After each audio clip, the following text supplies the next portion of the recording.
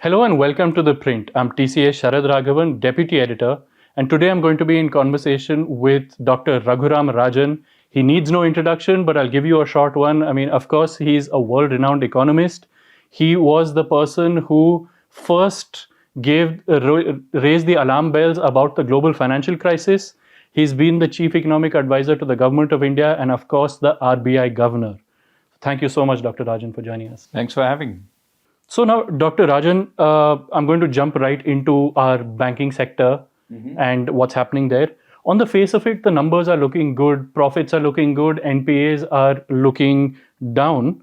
But this turnaround happened over a span of time that started with the asset quality review that happened in 2015 during your term as the RBI governor. Do you feel that politics has taken over much of the commentary over your term as governor, and you don't get enough credit for the asset quality review and the steps taken? So one of the benefits of being RBI governor is you can take credit for all the good things that happened in your time. But let's leave that aside. I think the issue was that,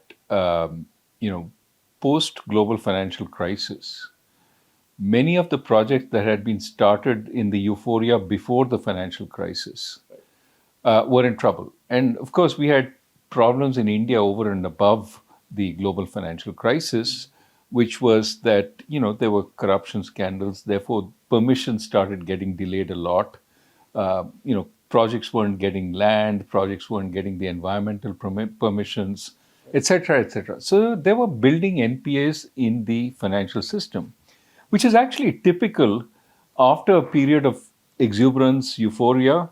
One entrepreneur was telling me about bankers running after him with checkbooks saying, how much do you want? Because the projects had succeeded before the global financial crisis. So once the crisis hit, once the project started getting delayed, the RBI, in my predecessor's time, has implemented a sort of policy of allowing a moratorium on declaring loans to be non-performing. And of course, what happened was a lot of banks were now sort of sitting on big chunks of bad loans and not actually recognizing them. Right. The moratorium came to an end in my first year in 2014. And we said, look, just extending and pretending is going to create more problems down the line. Historically, it's always shown that. We need to clean up. And so we started the asset quality review, which is about looking into the books of every bank and ensuring that they actually treated the borrower the same way across the banking system.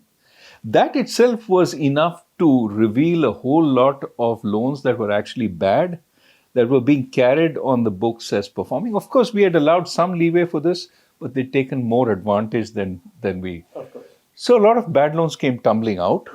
But it was necessary to do that because I could see credit from the public sector system to the economy was falling.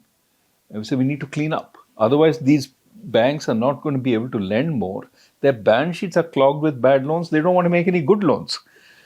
So the asset quality review started. It needed two hands. From our side to recognize the bad loans, from the government side to capitalize the banks. And so I went to Mr. Jaitley and I said, look, we're going to have these bad loans. I'm warning you. They have to come out. Otherwise, they'll just keep the system from actually cleaning up and from lending, which is, you want the system to push ahead. He said, fine, go ahead. We went ahead, did it. But it required the government to put capital in. There, I think we were not fast enough to put the capital that the banks needed to resume lending, so it took a little longer than it should have. Eventually, the system sort of got back on track. The key, of course, today is to make sure it doesn't make new mistakes.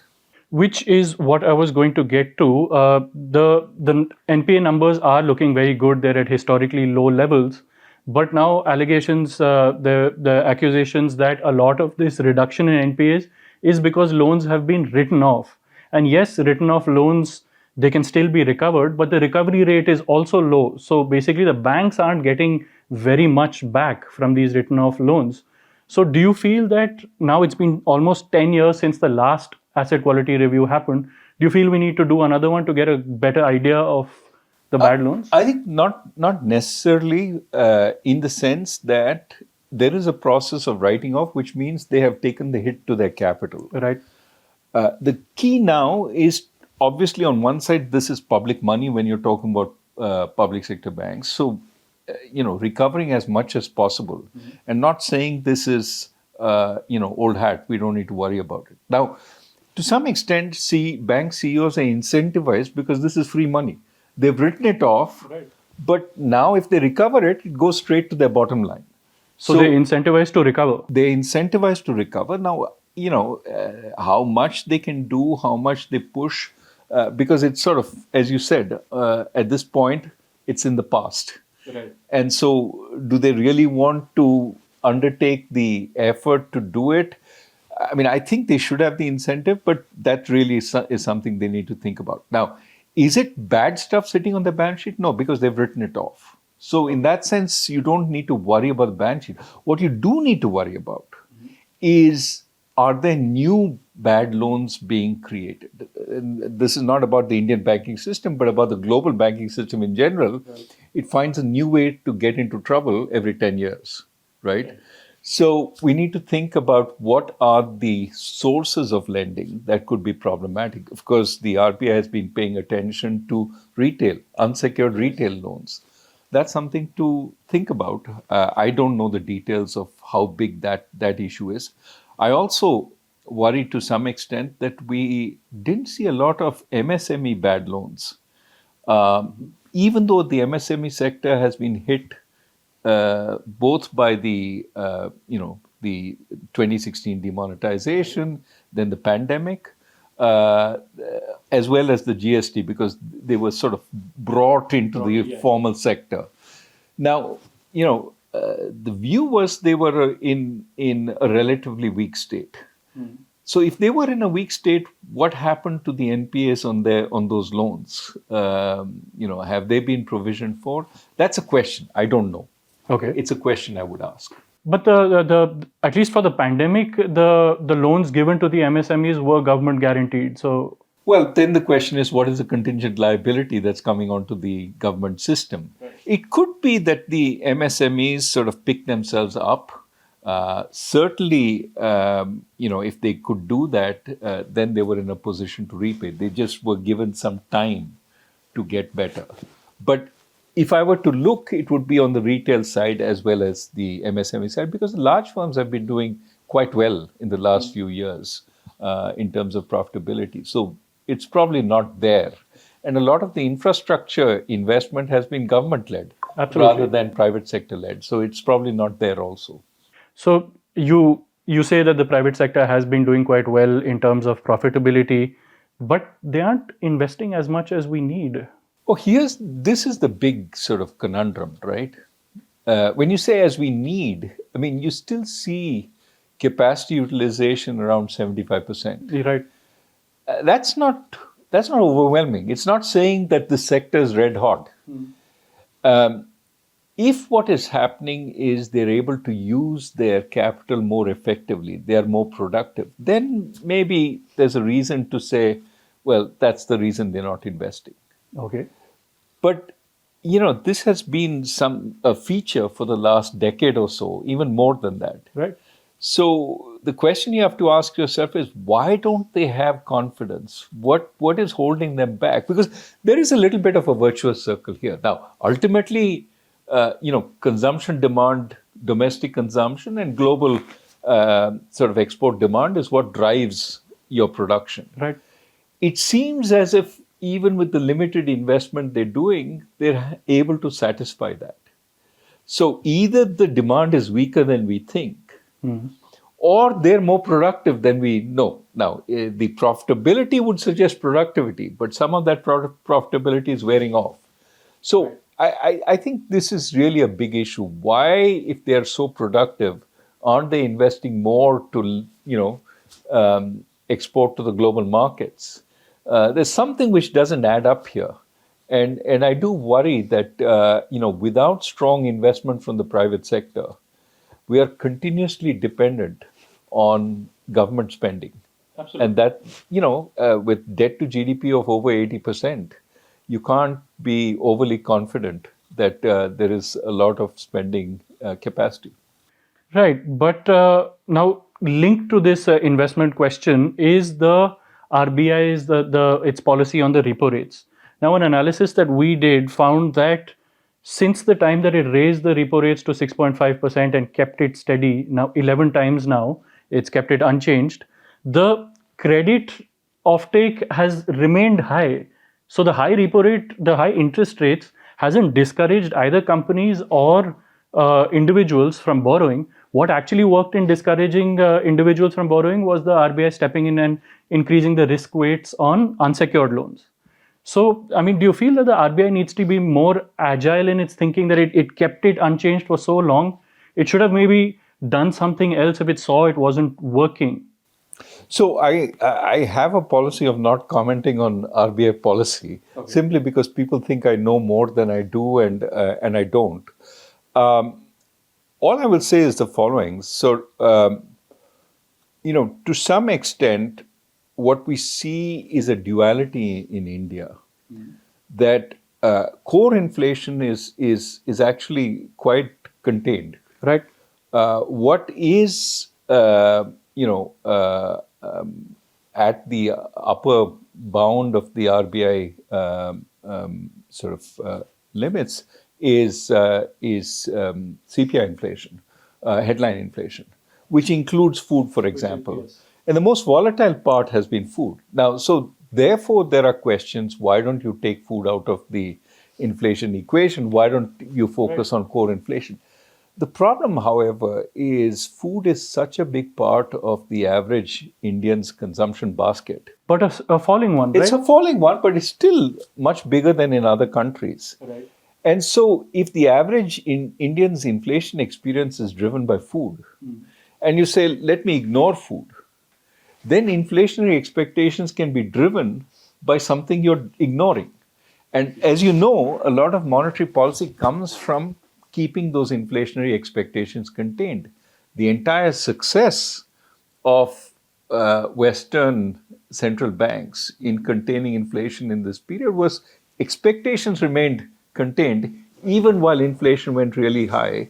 And so now you see inflation coming down reasonably. So, are there lessons that the RBI can learn from that? How do you manage these expectations? I think management is first having a reasonable target. And that's where I think the target which we have adopted of headline is 4% plus minus 2%. 4% plus minus 2. Right.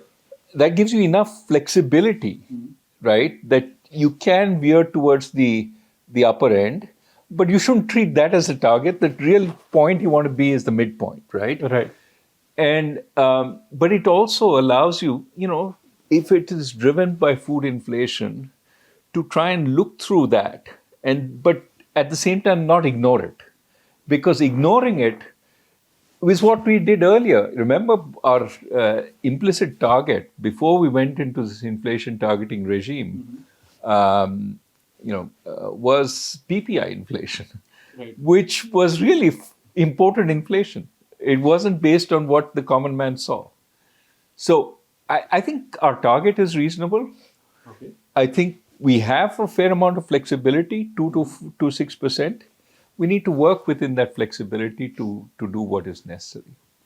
So, okay, so you, coming back to the repo rate, then you feel that even though it didn't really have an impact on credit offtake, the RBI was kind of correct. I mean, I know you won't comment on whether it was.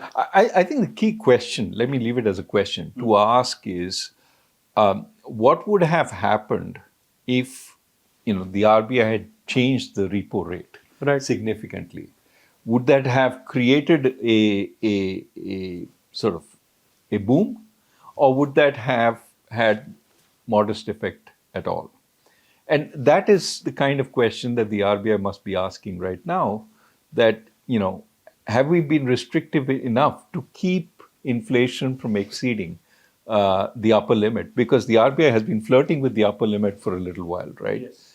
And so, given that is its target range, it's sort of constrained by its mandate.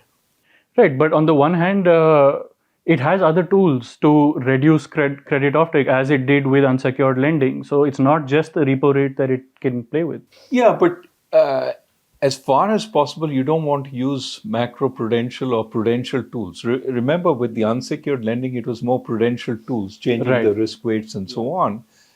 I mean, you're not saying lending is to corporates and so on is unhealthy. What you're saying is maybe given the current situation, depending on the situation, it may be too much or too little. You don't want to move that by changing the risk weights on that. You want to move that by changing interest rates and getting that into. Okay. And now, just the last question on the RBI. Over the last 21 or 22 years, of all the governors that we've had, uh, just 5.5 or 5 and just a little bit were of governors from outside the IAS. All the rest of them have been civil servants. So, and once again, now we have a civil servant as a governor. Do you feel that this is a better policy in terms of cooperation with the government, or do they need new thinking, bring in people from the outside? I don't think, I mean, certainly in my time, we had plenty of cooperation with the government, though I was an outsider. Right. We talked, the finance minister and I, on every major policy issue, whether the finance minister was from the Congress or the finance minister from the BJP. Right. And we reached agreement on that. The issue was never policy. Okay. In these. I think there is a issue between the RBI and the bureaucracy. That is always an issue that has to be managed. The finance secretary versus the RBI governor. Right. Sometimes when the RBI governor is a senior IAS person, then the finance secretary is somebody who was junior to them. Right. And then there's potentially a sort of maybe a respect or whatever that's established. Sometimes that doesn't work either. And I can cite instances where that didn't work either. Would you? No, I would not. But I said I can. Right. Just to say that it's not a cast iron sort of foolproof method.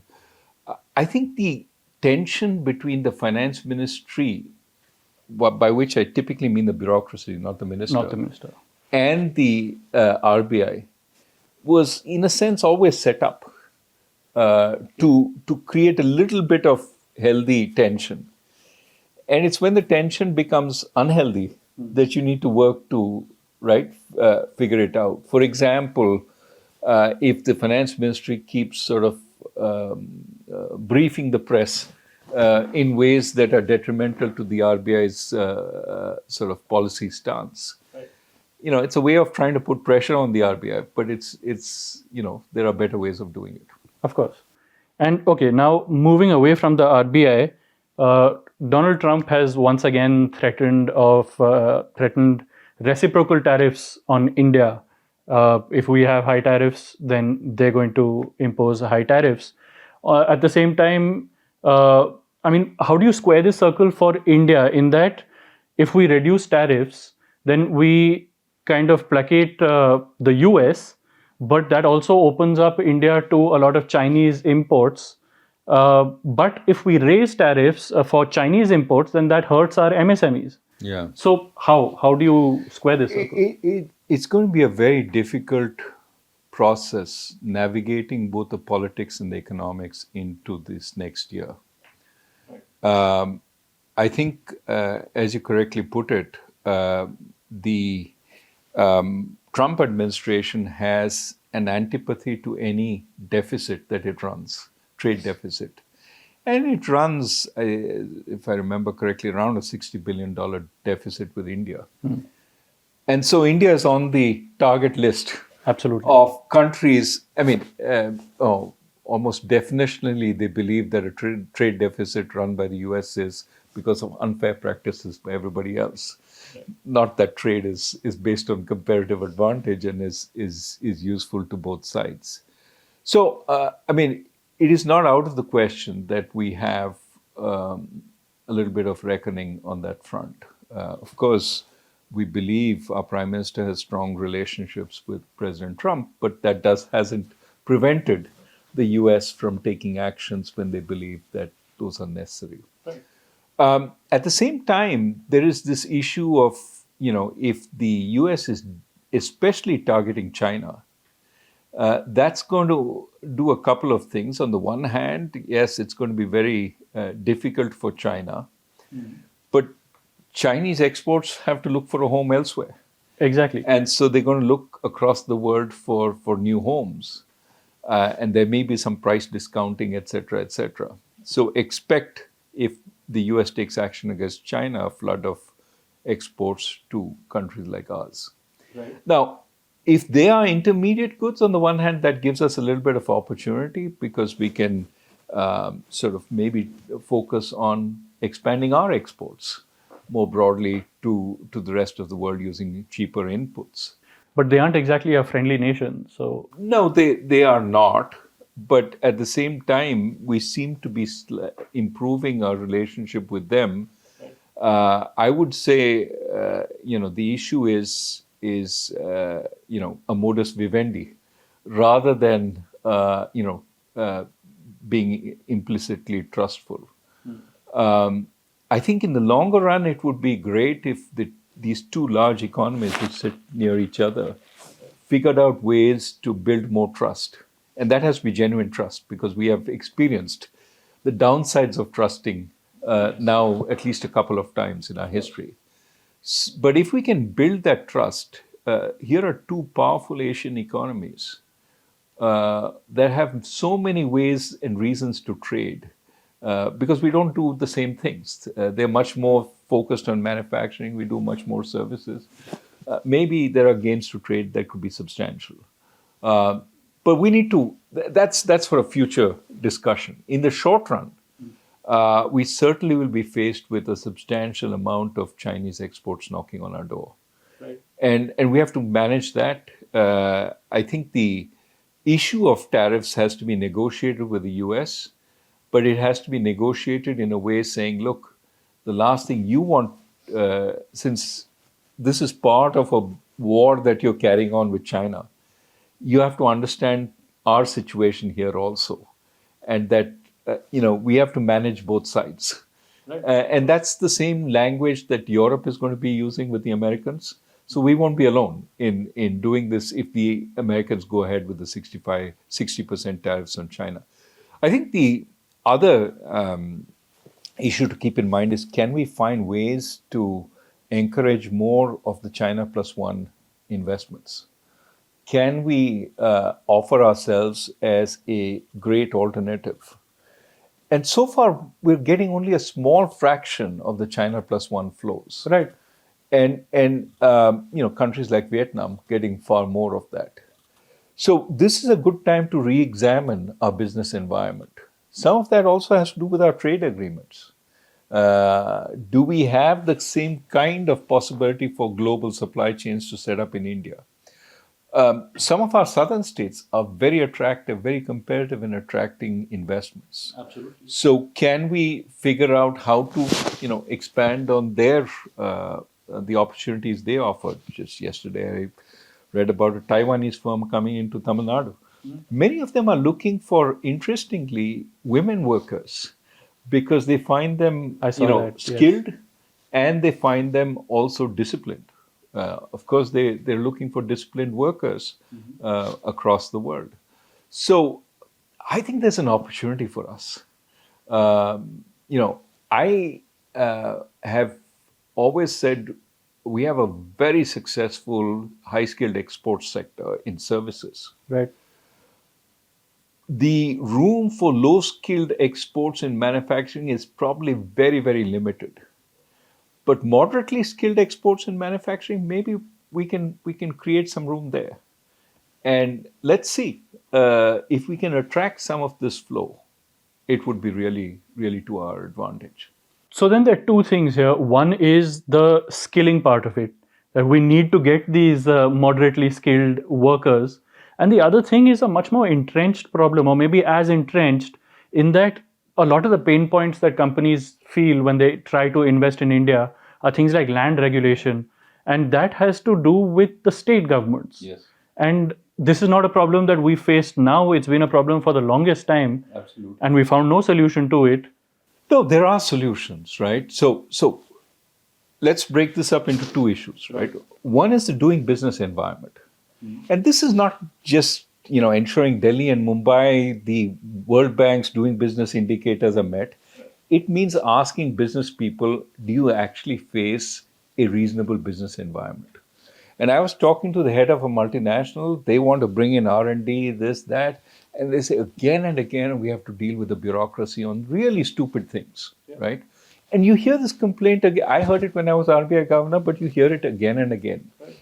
And we have to constantly, crack the whip on our bureaucracy, which doesn't want to let go of the red tape, which we're engulfed in. And still, it's not just we've made progress. No doubt that we've made progress, but it is still hard, right? So I think to truly make progress, we need to decentralize far more. So that not just at the state government, but below the state government, the municipalities can actually embrace the kind of firms that come in and help them grow, right? So because decision making at that level. Decision making you need to push down further. So, and also incentives.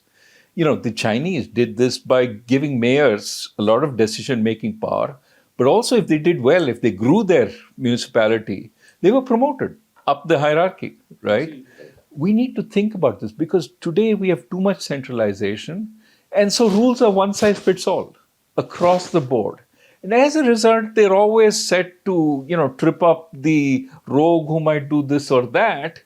And as a result, are really too onerous for everybody. What we need to think about is how do we tailor the rules to good? Treat the person with trust until they until they show that they cannot be trusted. But trust and verify. Have a process of governance, but encourage that kind of business. So business environment, very important. And this is not just rules and regulations, it's utilities, it's land, things like that. We need to, and that means the local government, because they know where the land is. Can we put this land together as a parcel?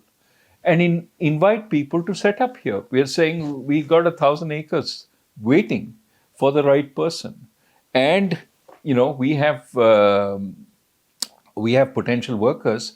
Our local ITI will train them to the specifications that you suggest. You give us your machines, we'll train them on those machines. That business, local government, educational institution combination is what every country is trying for. We should also do it, but it requires more decentralization. But on top of that, I think we should be relatively agnostic on what works, right? Okay. In other words, part of the problem, we keep thinking low-skill manufacturing is the way to go. Everybody else did that. But the room for low-skill manufacturing is shrinking tremendously. One, because of protectionism. Two, because many of the countries are still there, like China. China hasn't left low-skill because of the third problem, which is automation, is increasingly shrinking the jobs that low-skill manufacturing can produce. I mean, take these cell phone assemblers that we have. You would think that the cell phone assembler is employing workers who are sitting, soldering stuff onto a motherboard. That was 15 years ago. Today, the cell phone assembler has a sequence of machines which are soldering in, really rapidly at a micro level. So the people you need are not people to solder, they're the people you need to man the machine and to fix it if it goes wrong. Right. So what you need is an ITI trained, at the minimum, ITI trained person trained on those kinds of machines. So two issues. Low-skill manufacturing is a diminishing, much diminished sort of way of exports, and increasingly moderate-skill manufacturing requires more capabilities. Right. That's on that side.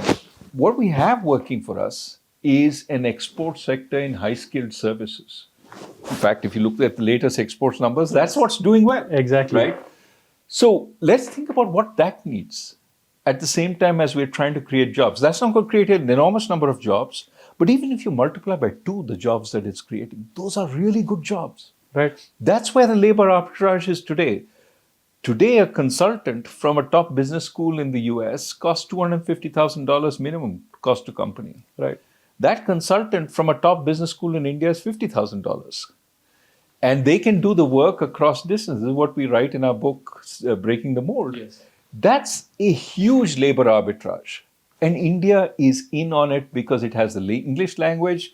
It has a whole bunch of reasonably well-educated people, very well-educated people from our top institutions.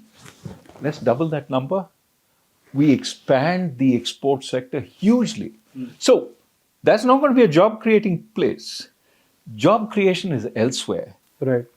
But don't keep saying we need to go the old export-led manufacturing path. The low skill. Exactly, because that's closing down. There's not, I mean, even China is facing a loss in manufacturing labor force. There's not enough jobs for them. But do you feel that we might have actually missed this bus, the skilling bus? It just might be too late now, because by the time we skill a new cohort, it'll be 5-10 years down the line. I think there's no question that we have to skill even existing people.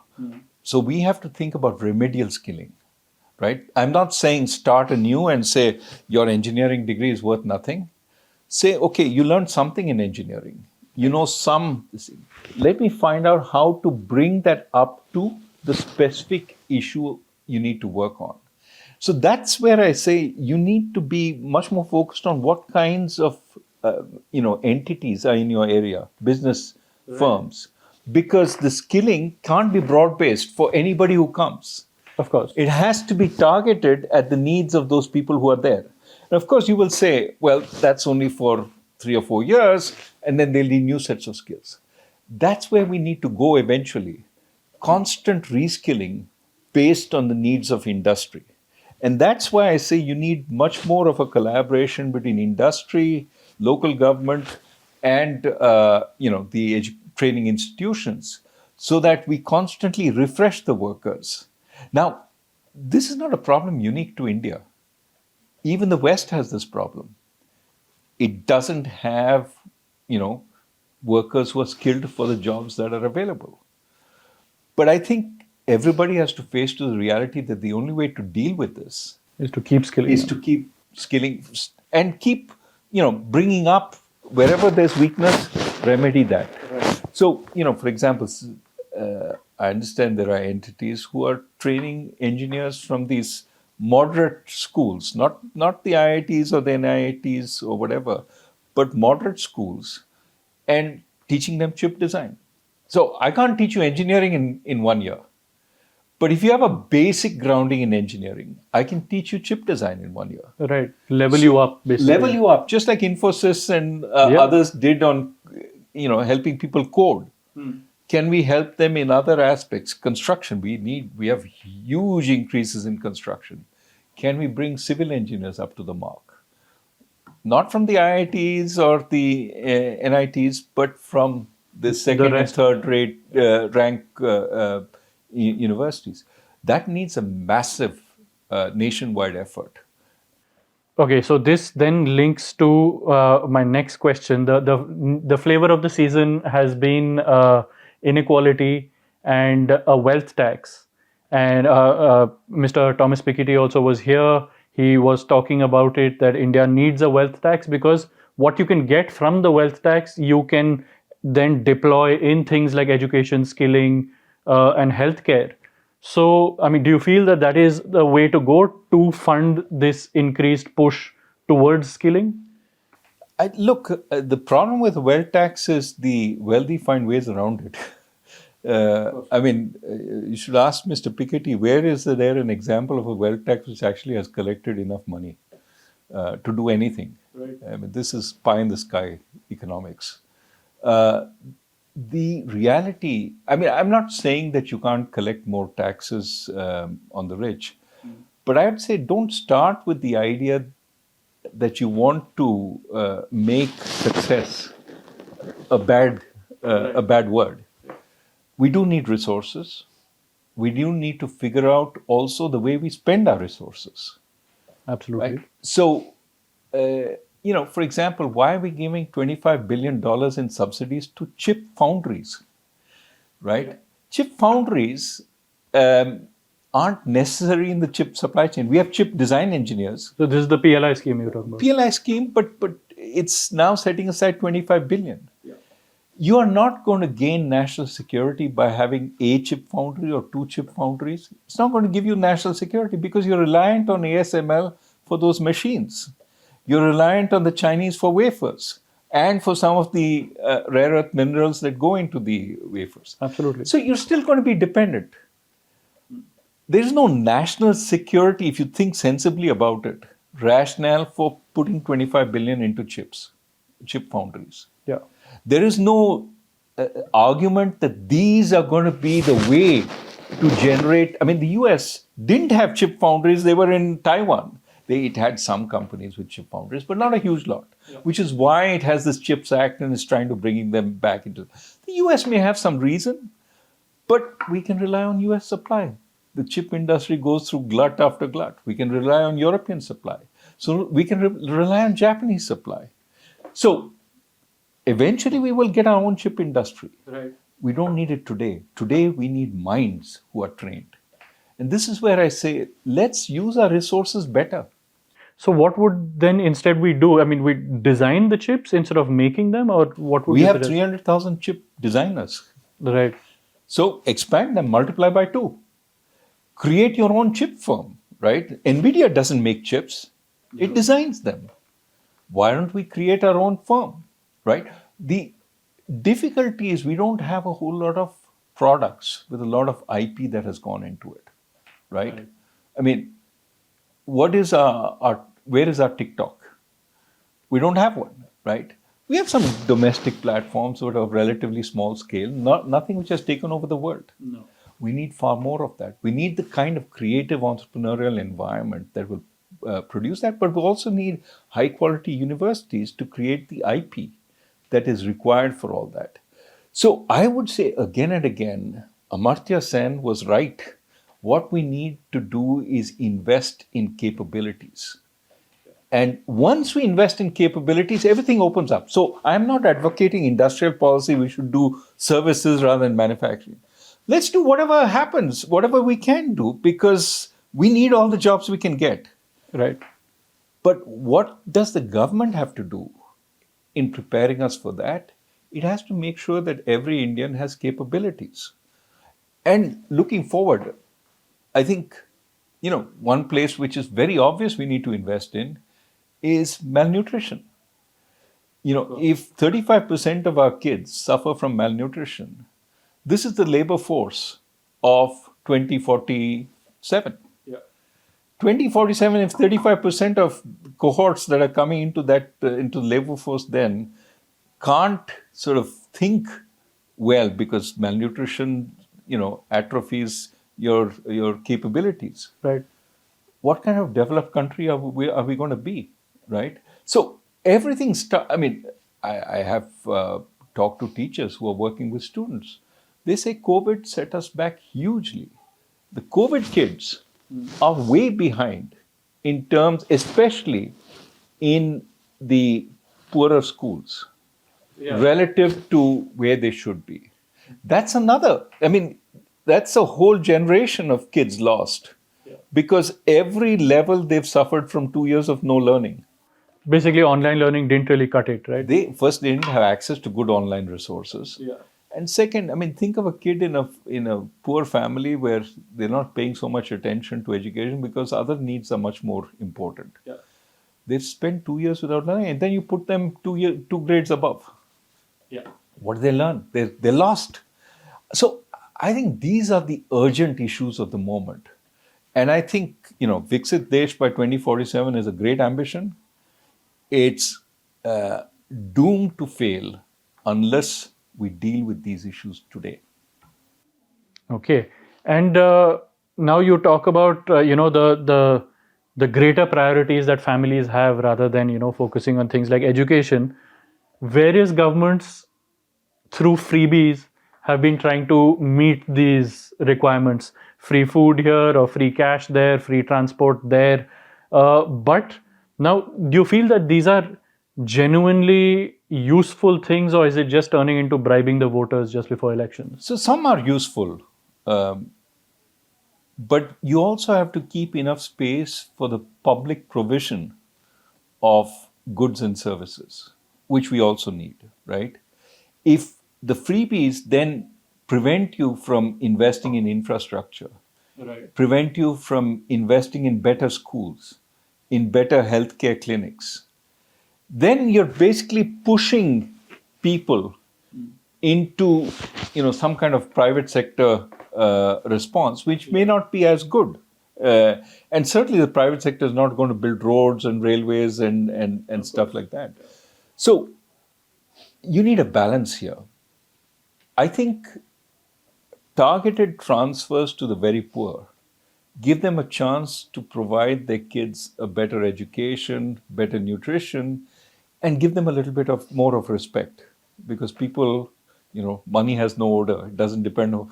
It depends on just the fact that you have money. If they have a little bit more money, especially mothers investing in their kids, that's great.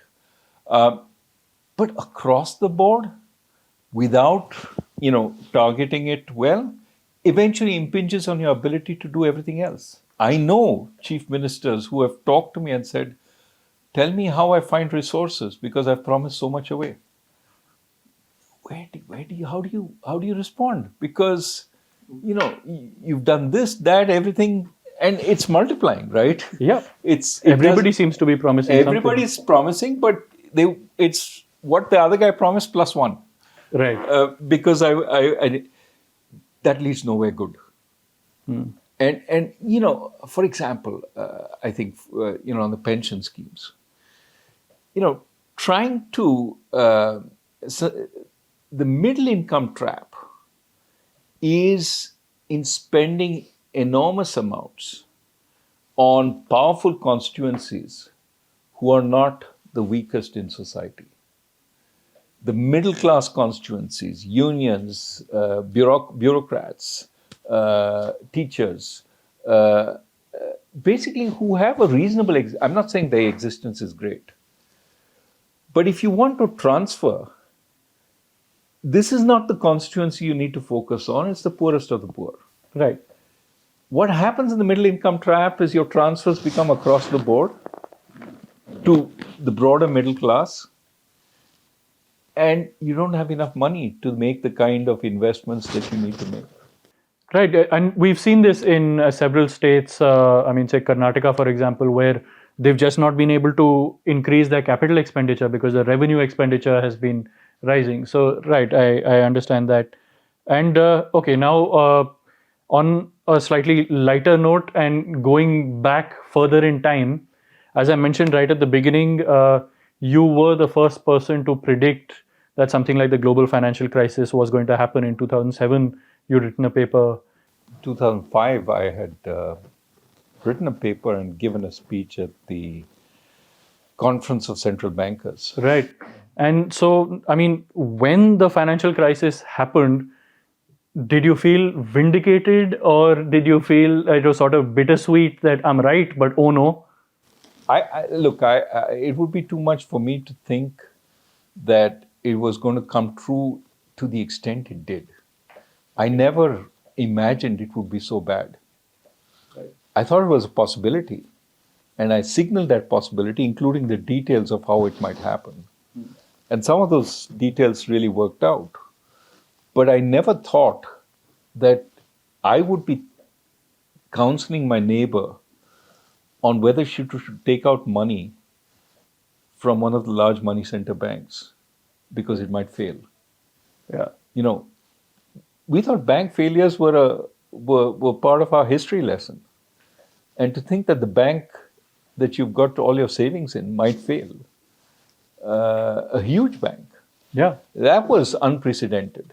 So I just didn't think it would be so bad, and it was. Now, So it was more dismay than. it was dismay, but also dismay with the aftermath, which was, oh, let's look for the crooks who did this. Right. And my point ever since has been, it's not about the crooks. The system is leading you into this. It's normal people doing normal things in a system of skewed incentives that gets you this kind of problem. And that, to my mind, so it was, a system, one version of it was a system of bonuses in the investment banks. Right. Heads I win, tails somebody else takes the losses. These weren't crooks. They were just incentivized by the bonus to take big risks, right? Think of AIG, for example. Huge contingent liabilities built up because of the premium they were getting. So they would look really successful until they weren't. And then they look really bad. Similarly with some of the big money center banks. But I think that problem hasn't really been solved. I was going to ask that. So are those incentives still more or less? I think they emerge every so often. I think it won't happen exactly the same way. And to some extent, regulations, the very big banks have, made it harder for this kind of thing to happen. Risk management, compliance, and big fines have made bank management very, very conscious. Right. But it may have just pushed the problem elsewhere. You saw with the Silicon Valley Bank problem that the small and medium-sized banks weren't being supervised well. It was a pretty bad failure of supervision. Yes. But it was not just supervision. I mean, why did Silicon Valley Bank have 97% uninsured demand deposits? Because of the progress of QE had stuffed the banking system with a huge amount of reserves which they financed with demand deposits. So you can't suddenly wake up as the central bank and say, where did all this come from? Well, you did it. And, essentially the point is risk has to go somewhere. And sometimes it comes back in hidden ways. I mean, some people have been talking about the fact that the US financial markets are now 65% of global value. Right. For an economy which is about 25% of global GDP. So either all the value is being created in the US, or a large chunk of value, or maybe there's some misvaluation. I mean, I think the reason it doesn't collapse is people believe the former. A lot of value is going to be created in the US with AI and so on. But this is the kind of dream that has the possibility of, the market waking up and saying, where's the benefits of AI we were promised? Absolutely. And I mean, there is talk of a bubble happening here in India as well with the Sensex and the Nifty.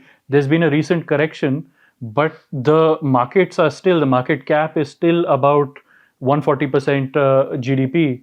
So, I mean, do you feel that these are things that we need to be? Well, I mean, let's go back to something we talked about earlier in the discussion. I mean, there has been a formalization of the economy. And this has taken away from the MSMEs and given to the large firms. Right. Now, this is not sustainable because the MSMEs are where a lot of the job creation happens. Yeah. But in that process, large firms have gained market share and the MSMEs, have lost it, which is why I was asking the question, where are the NPAs in the MSMEs? Yeah. But I think the benefit of this for the large caps is it shows up in the stock market. And it shows up in the portfolios of upper middle income investors. And they clearly seem to be very happy at this point with what has been happening. Thank you so much for your time. And this has been an absolutely fascinating discussion. But do you feel how optimistic, just as a parting note, how optimistic do you feel about the Indian economy, say over the next 10 years? I won't even say 2047. Yeah. Look, I think cup half full. Okay. We're growing about 6%. We've been growing at 6% for the last 25, 30 years. Is that enough? That's the cup half full, 6%. Okay. The cup half empty is it enough? And the question is it enough for what? Remember, we are a sort of relatively closed economy to immigration. We therefore depend on fertility rates within our own economy. Right. And if you look at the South and the West, fertility rates have fallen below reproduction rates. Yeah. The replacement rates. Yeah. Yeah, replacement rates, I should say. And as a result, you expect, India to grow older at a reasonable rate, in the not too distant future from those places. If 6% growth does the same thing to UP, Bihar, and so on, as a country, we will start growing old relatively, soon. We've got about 15 years. In those 15 years, we need to start, somewhere near middle. We need to get somewhere near middle income. 6% is not enough for that, right? Of course, it depends on what you define middle income. But let's say a country like Brazil, we need to grow faster. And the question is, as low-skilled manufacturing becomes harder in the rest of the world, as the opportunities there shrink, we need to carve our own path to growth. Right, not follow the old model. Not follow the old model. This is why we say break the mold. That's what Rohit Lamba and I wrote about. But we need to do that in a very determined way. How do we create the human capital in our country that can take advantage of the global opportunities that will come, at the same time, sort of creating a sustainable economy which can survive the ravages of climate change, which are also, impending. Yeah. Right. So I think the challenges are big. Yes, we should have confidence. We've done a lot. We have some great successes.